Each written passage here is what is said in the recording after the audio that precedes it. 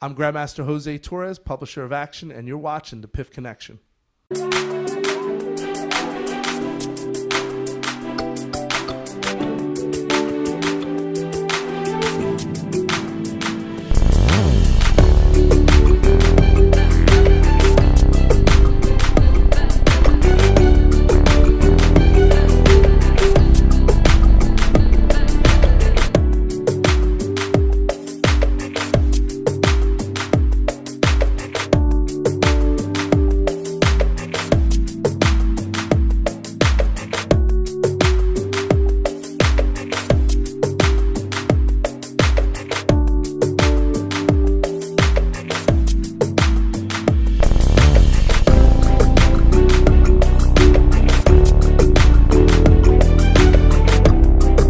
Family, peace and blessings. I greet you in the name of God and the ancestors in whose footsteps I most humbly walk. We are here back at the Piton International headquarters, world headquarters here in Philadelphia, and we have a very special guest with us. Now, I've known this gentleman for over 10 years, have worked his martial art events with him, knew his mom and dad when they were alive, know his wife, his sons, and so he's part of our family. So it's the first time we're going to have him on. He's going to talk about, we're going to give you a little backstory of who he is, what he does, where he came from, and then we're going to talk about where he's going. Because if you are an entrepreneur, businessman, you don't have to be in the martial arts. But if you're looking to take your business to the next level, you need to know this guy because he's about to make some major moves. So the Piton International Film Festival, we like to welcome to the studios Master Jose Torres. What's up, Master? How you doing, sir? I'm doing good, Ed. Pleasure to be here. Absolute pleasure. So, we've been talking, and you're doing some awesome stuff, man.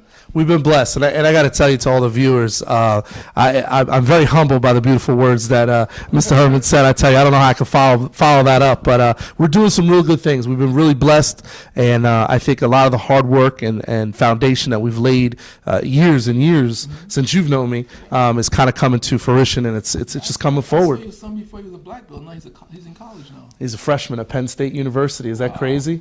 He's bigger than me. He's a man. We're getting old. Yeah. So let's give for those who are not in the martial arts, let's give a little backstory so people know you just didn't pop up just like that. Right. You have put the time in.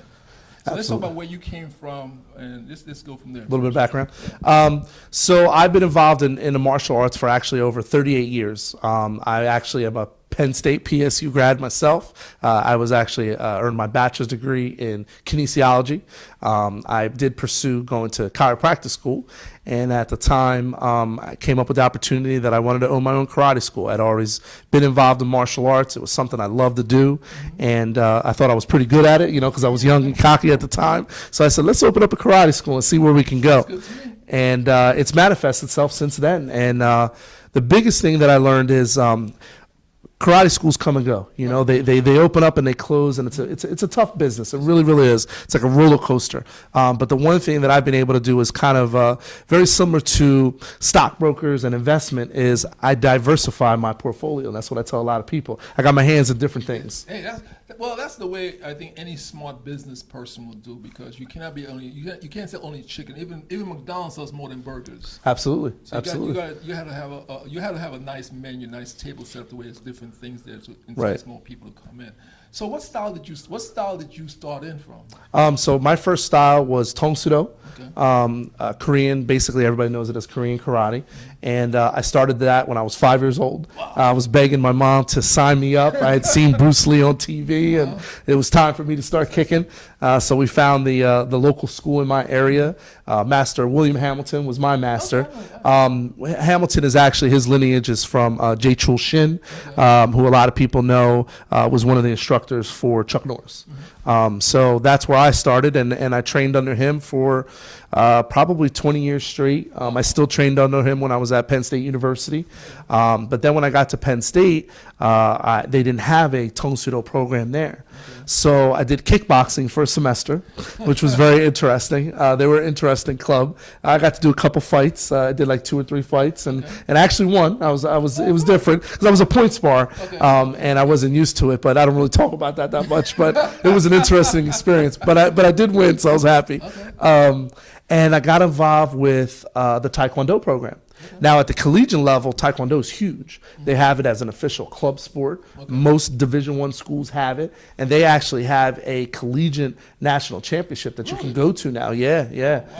At Penn State was kind of getting organized at the time because I was there in the 90s. So they had a club, and we used to compete in the it was the state championships, the regionals, and the nationals. So I will have to say probably the major title that put me on the map was when I was 18. I was a freshman at Penn State, and I had done a lot of karate tournaments at that point.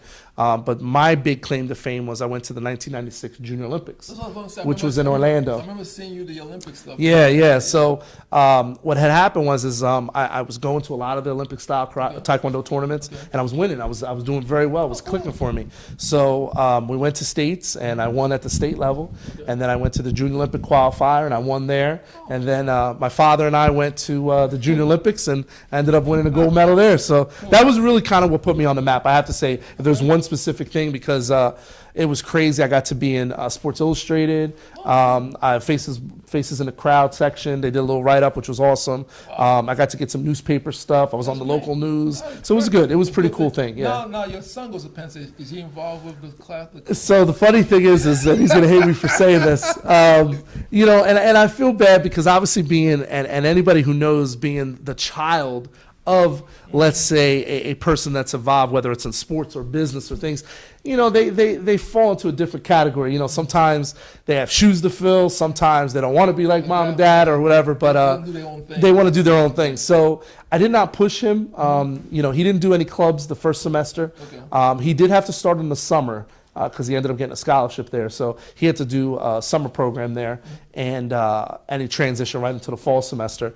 But he didn't want to do any martial arts there. But I am happy to say for the viewers that I did overnight package his uniform and black belt yesterday. So he told me he's going to do the club. So I still have some connects up there. I'm hoping he can mix it up. What's he like, a third degree? He's a third dan now, and Ryan's very talented. He's, and I don't say that because he's my son, but a lot of people. I have him on camera. He's great with the bow staff. Yeah. He, his direction, his motor skill, he's got a great physique. He's very slender and he moves very, very well. He has actually aspirations to do movies, and he has aspirations to actually maybe be a Power Ranger one day. So yeah, he might be in the UCCI stuff with us. Hey, there we go. There we go. You never know. You never know. Hey, yep. That's great. So we're going to take a break here, fam. We're going to come back, and we're going to get back more into Master Torres and what he's doing, because please stick around. You need to really listen to what his brother's doing, because if you are in this, not only martial arts, you're into business and you're looking to expand yourself globally, you need to listen to him and take some notes. Okay, so we'll be right back. This is Ed and Umoja Herman. This is the Piton International Film Festival, and we're doing a Piff connection right here. We'll be back after this.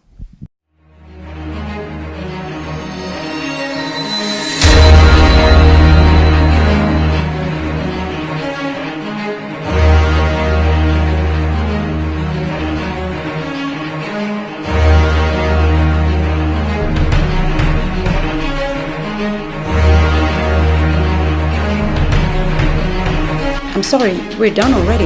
You're late.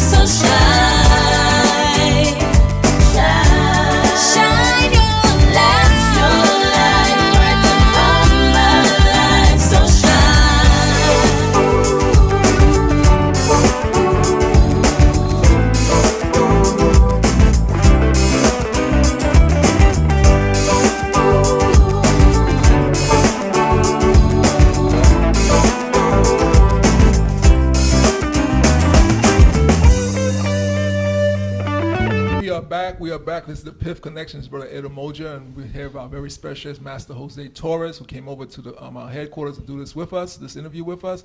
And so you got a little backstory in the first segment about where he came from, what's going on. So we're going to talk about some of the things he's working on the last 5 years. And so, I've been working with him a little over 10 years on NAFTA. So we're going to talk about NAFTA, what it is, and what he's doing with it. So tell us a little bit about this NAFTA. What does it stand for? Where did it come from? Well, the acronym NAFMA stands for the North American Federation of Martial Arts. Okay. The concept is to develop an organization that could help support the instructor, and help to support the instructor, whether it was in tournaments, whether it was earning rank, whether it was training, providing other opportunities for instructors. And there's a lot of organizations that are out there, but at the time, when we first started, this was actually 2003, Okay. We wanted to really focus on a tournament setting and provide a tournament structure that people could enjoy, have a good time, and made Which it they did. right. I was there. I know. To make it an experience, because what happens is a lot of events you go and you pay your fee, you do it, and sometimes not every child has a great experience. The adults, it is what it is. But I think for the children, they have to have a good experience because you want them to come back. You're a salesman. You're providing an experience for them that I think is much more than them just coming to a Yeah, tournament. because you guys do the kickathon. Yeah. Okay, so you make it very involving. So it's not only just about them on the mat doing it. There's other things, fun Right. things to do. Because not every kid, let's be honest, in every sport and every activity, not every kid is gonna, be an All-American or can kick the highest and break 20 boards. But what can we do to make that child feel special that day? And that's basically what we've done. So we established our NAFMA National Championship, which all of our smaller events feed to. And we try to do things, we had, this past year we did a superhero theme. So we had Batman come out and Iron Man and Wonder Woman come out. Years previously, we had Billy Blanks come out. Oh, yeah, I was there. Yep. He was a special guest that year. I had Martin Cove, the actor who plays the sensei from Karate Kid. Exactly, the original. Who actually they're back now with that Cobra Kai. Cobra Kai. So I think that's great. A lot of people were excited to see the bad sensei. So those are some of the things that we've done over the last couple of years. So Well, let me ask you, because it takes place Memorial Day weekend in Atlantic City. yes. Right. So no pressure.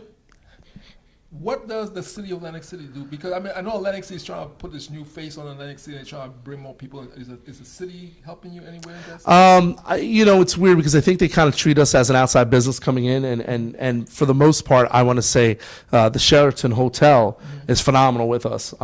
We've been with them. We actually just did another long-term contract with them because we've been with them now. I believe this is Sheraton. our Go Sheraton. I want to say almost 12 years now I've been at that location because I originally started my NAFMA Nationals. If you remember, the first time we did it in 2006 was at the Philadelphia Convention Center. That was the first one I ever did. Yeah. Isn't that when we did? Is that when we did between the games or something? Is that when you did something between the games? No, that was another thing I did.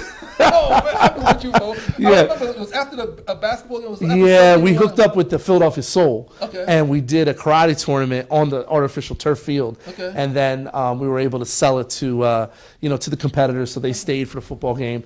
We did do an event with the Sixers, and we've done an event with the Philadelphia Phantoms ice hockey when the Spectrum was still around. I actually hosted a karate tournament at the Spectrum. I was one of the first guys to do it. That's why when I said, if you're a business person, entrepreneur, you need to listen to this brother and see what he's doing because it's not only about martial arts on the mat. What goes on behind the camera? Because I remember Magic Johnson when he was playing basketball. He said, listen, on the court I do this, but after the game is over, I put my suit and tie and I take care of business. Right. And unfortunately, that's why I think a lot of martial arts schools close. They never take that other part of it into consideration, the business aspect of the whole thing. Absolutely. And I always remember Magic Johnson talking about it. And I'm listening to you, and that's what you did because to do stuff at the Philadelphia Spectrum and do what you're doing, that's more than martial arts. Absolutely. That's marketing. It really is, and the best advice that I can give anybody is I've been in the industry now. Our school's coming up on our 19th year. I've been in business, so getting to that 20-year mark soon. Okay. And the biggest thing is like I said, as silly as it sounds, is diversifying because unfortunately, one day you can have 300 students and you're doing great and your draw is unbelievable, and then the government shuts down. This happens, that happens. People lose their jobs.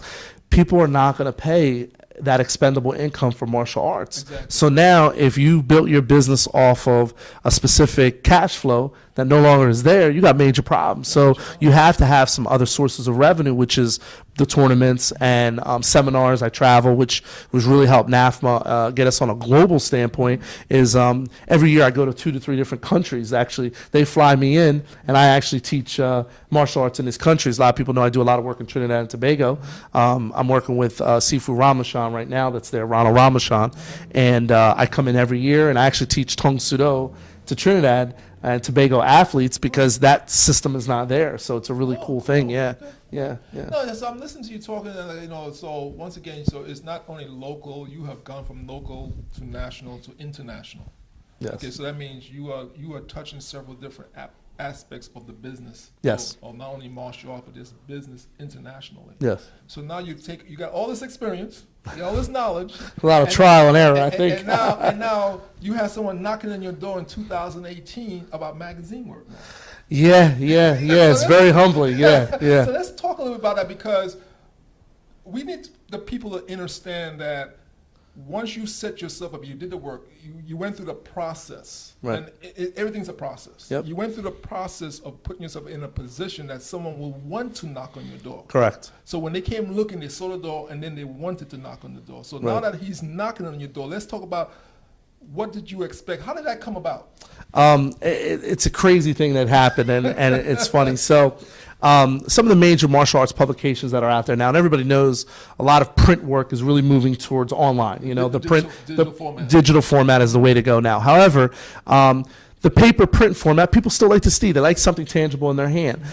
Some of the big publications that's out there is, Black Belt Magazine, people have heard of, Taekwondo Times. That's a big martial arts magazine that you can find in Barnes and Nobles and things of that nature. But one of the biggest, and it's actually was a free publication when it started, was started out of New York. And it was started with a master who's known as the Godfather of martial arts. And yeah, he's known as the Godfather. Very good friend of mine.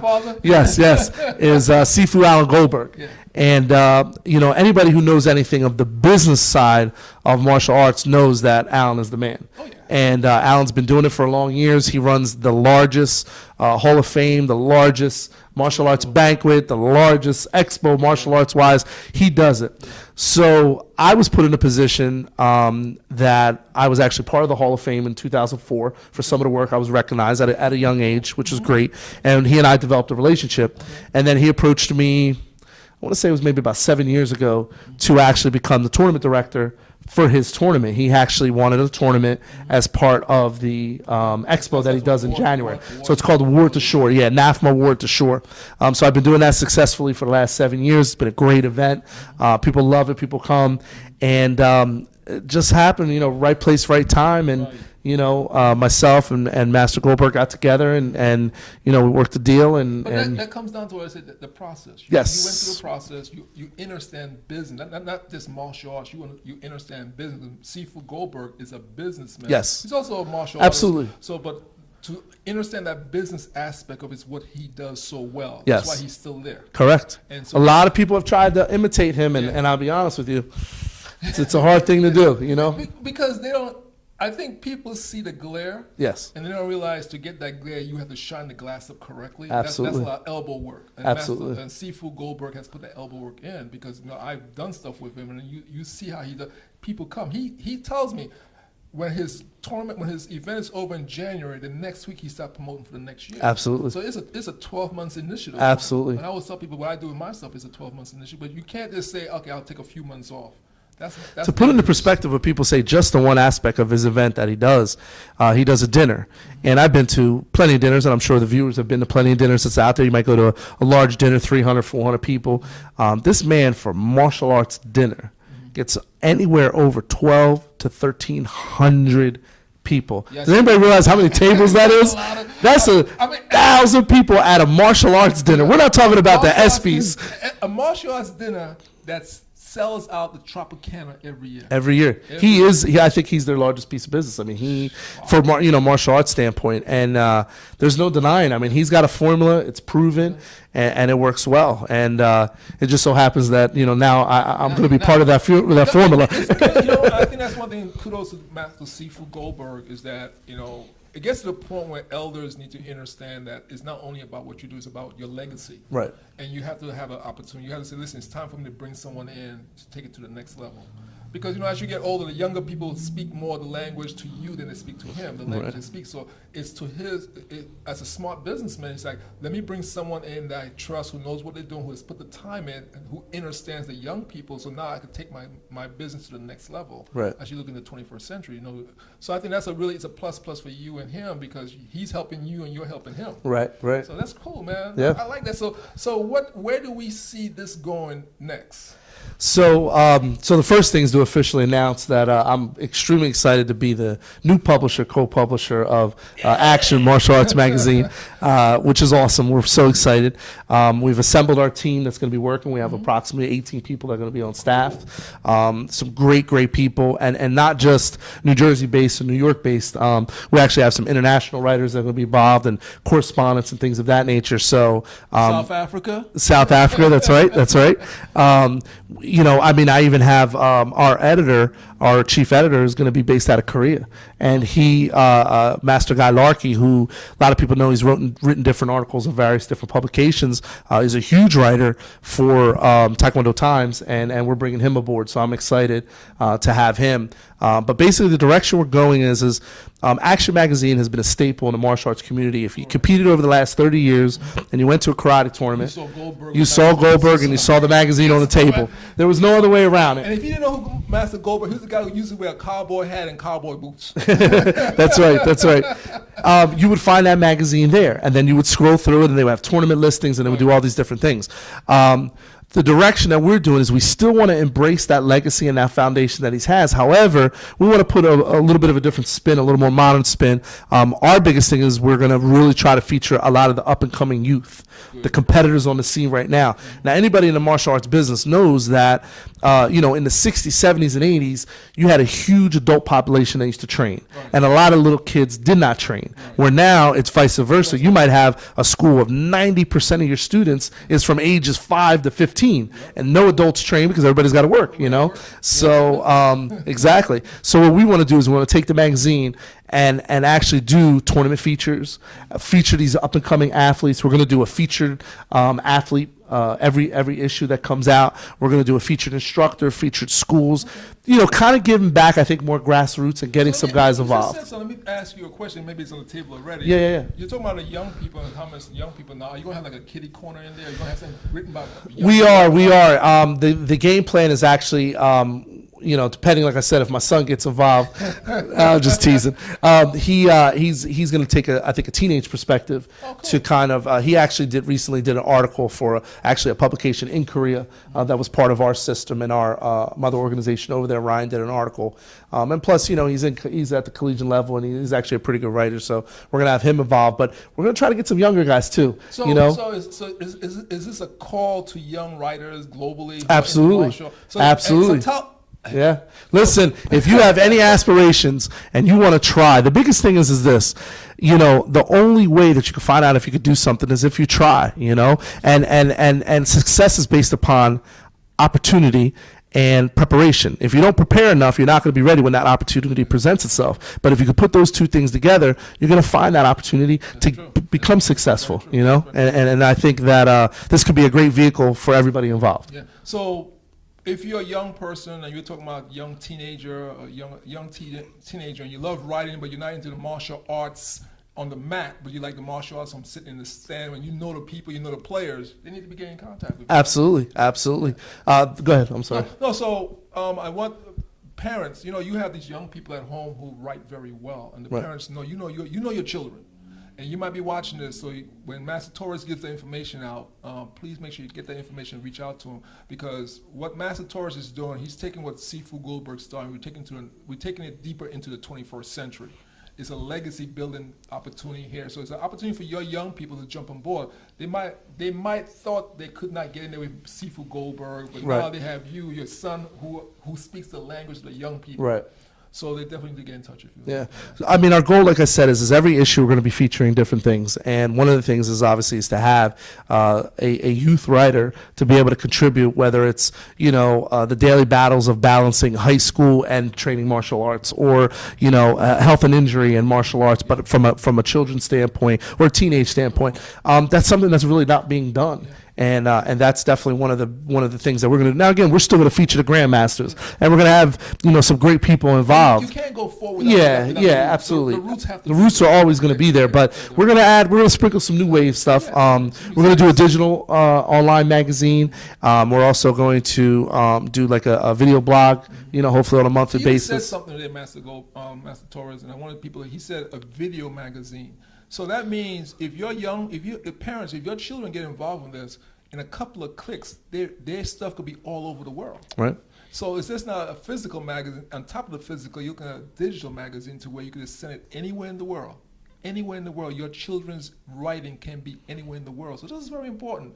What Master Torres is doing here, he's taking this magazine, he's taking it to another level. He's adding another layer to what Master Goldberg did. So please make sure you get in touch with him if you have young people in your home or in your neighborhood. Because we also talk about what do we do as adults to inspire our young people. Right. They might not be athletically into the athletic, but into the writing, into the graphics, into the photography. So let's do Ujima collective work and responsibility, and just make sure we bring the young people in and do this stuff. Yeah. I mean, one of the exciting things is we're going to have international correspondence, and the magazine is going to be featured in Trinidad and Tobago. Magazine is going to be featured in Ireland. I have a correspondent out there. Cool. Magazine is going to be featured in Denmark. This is all new. Nobody knows this stuff. We have South Africa. We also we're also going to get the magazine in Barbados. We're going to have it there hopefully in October. Cool. So I mean, there's some really, really cool stuff that we're going to try to take it to the next level. That's really what we're trying to do. So and that's really important that we talk about this. And this is why I asked Master Torres to come in, because we're going. Piff is going to be supporting what he's doing. UCCI, we're going to be supporting what he's doing. I've been working with him for over 10 years already. So we're going to look to see what can we do, and this is going to take us to where we're going to talk about where does a magazine fit into the film industry. Right. Okay, so those of you who just heard me say, huh, what? Yeah, got your attention now, didn't I? So how does this magazine fit into the film industry? We're going to be talking more about that in the months and time to come ahead. What do we do to address the film industry, as we know globally, is a multi-trillion-dollar industry. Right. But when you look at all the money, and I'm talking about in front and behind the camera, right? It's a multi-trillion-dollar industry. How do we take a multi-trillion-dollar industry, take this magazine, tap into that, and empower our young people, empower our community? That's very important. That's very important. So I'm happy. We're going to come back. We're going to take a break again. If we pique your curiosity, I'm glad we did. That's why we're doing this. We have a new co-publisher. Yes. Co-publisher of the magazine, and we're going to be talking to when we come back. So stick around. We'll be right back. This is UCCI, Piton International Film Festival, the Piff Connection. Thank you, and we'll be right back.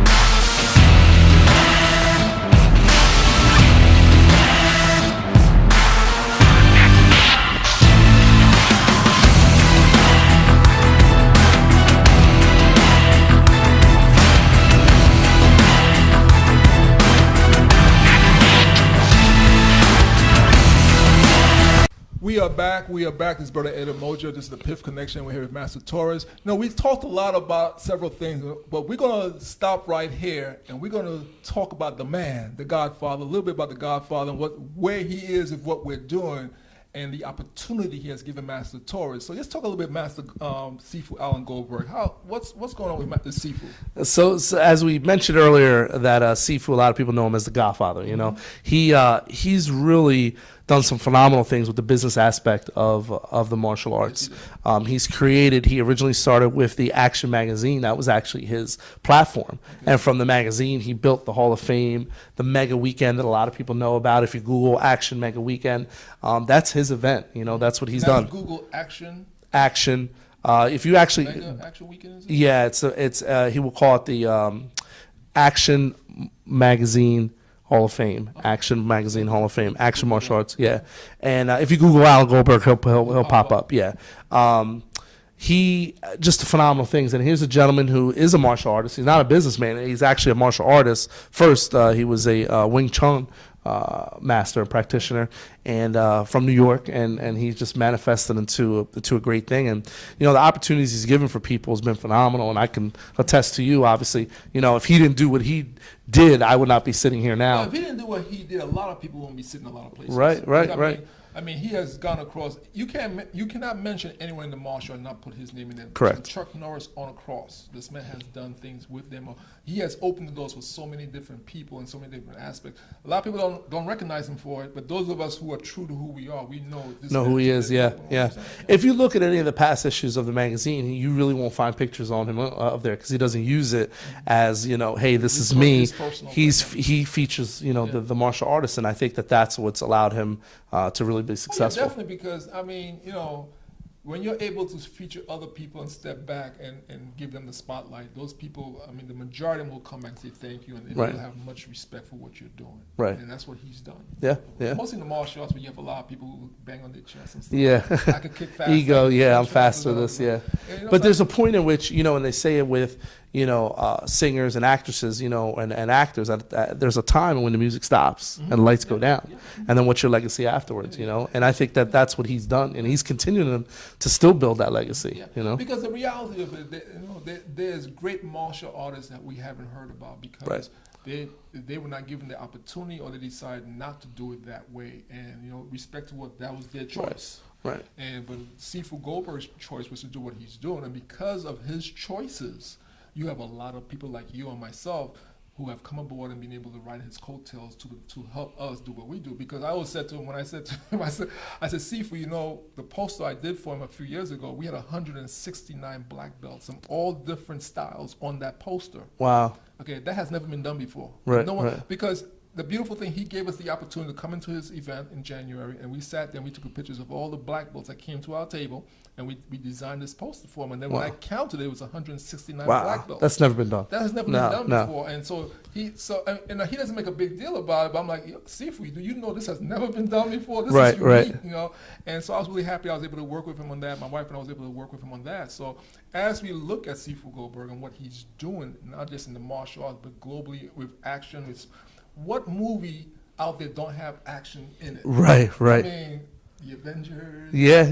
You just go on and on. There's always stunt people on set to do something. Someone falling down the stairs. There's a stunt person doing that, and so forth and so on. So what he has done is business-wise, to me, he has taken martial arts and given it a life in several different circles. Right. So where you don't think it's martial arts because you might see someone throw a punch, but someone's there to show them how to throw that punch. Right. Absolutely. Yeah. So he's done a great job. So now we talk a little bit about this. So people who don't know Google's Sifu Alan Goldberg, and you see who we're talking about. Absolutely. If you don't know who he is. If you don't know, which is very hard not to know. You will know after the Google. Yeah. So now we know what he is and what he's done for us, and specifically for you, this coming as co-publisher. Where do we see we going next now? What's going on? So the great thing is he's a creative opportunity as far as with the magazine, as far as how the staff is listed. I'm actually listed as the publisher/co-publisher. He'll hold on to the title of founding publisher and co-publisher, so he still will be involved. But basically, giving me the opportunity to kind of run the show. So we're looking forward, like I said, to take it into a different age and push forward some new things with the magazine. We're going to do the official launch in March. We're looking at March of this year. It'll be our spring edition. That's like a month and a half. Yeah, and we're working hard. So, but we're excited. We're actually going to be scheduling a launch party, so stay tuned. Hopefully if you're in the area, you'll be able to come out. And we're actually going to be doing some initial publication teasers in January at the Action Show. So we have some posters and some teaser things that'll be coming out. So we're excited. We're excited to get the ball rolling, So what's the best way for people to get in touch with you? People who are listening to us saying what we're saying, what's the best way? Because one of the things I do with my business, I tell people I like to take excuses away from people. Right. But people say, I didn't know. I didn't. So let's take that excuse off the table. People who are watching who say they can't say they didn't know how to get in touch with you. How can people get in touch with you? Well, we're going to give you two formats. We're going to give you the office number, which is the easy one. That's going to be area code 609 871-6000. Can't go wrong with that one. That's the easy one.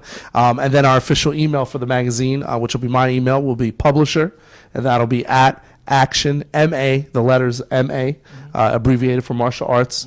So actionmamagazine.com. So it'll be publisher at actionmamagazine.com. That'll be my personal email, and we can forward it if you're interested in becoming involved as a writer, if you're interested in becoming involved as an advertiser, or you just want to be involved in some format. You know, we'd love to hear from you and get this thing started. Yeah, I'm glad you give an email address, because once again, taking the excuses off the table for people who are in Europe or in Asia or in Africa or in Australia. Doesn't matter. We're a click away. We're a click away. That's it. So we're taking the excuses away from you. So you can't say you don't know how to get in touch with him. And I'm excited. We're going to be doing more things with him.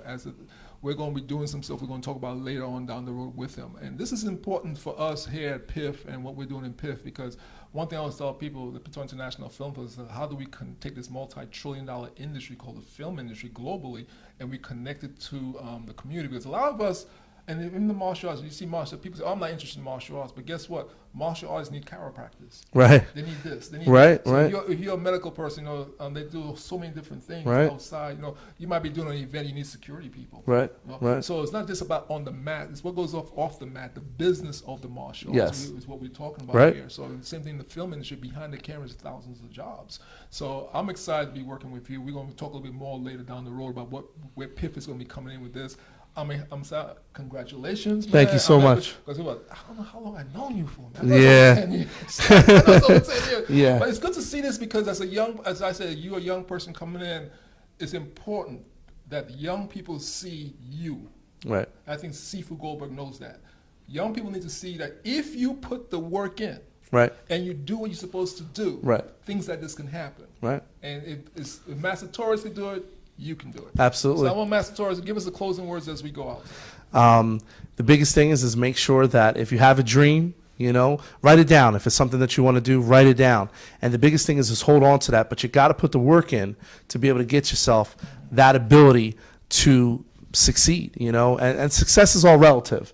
But as I said earlier in the interview, is you have to be prepared. You always have to be prepared, because sometimes you might get that opportunity and you have to be able to get it, seize it, and do the best you can. And that's what it's about. So.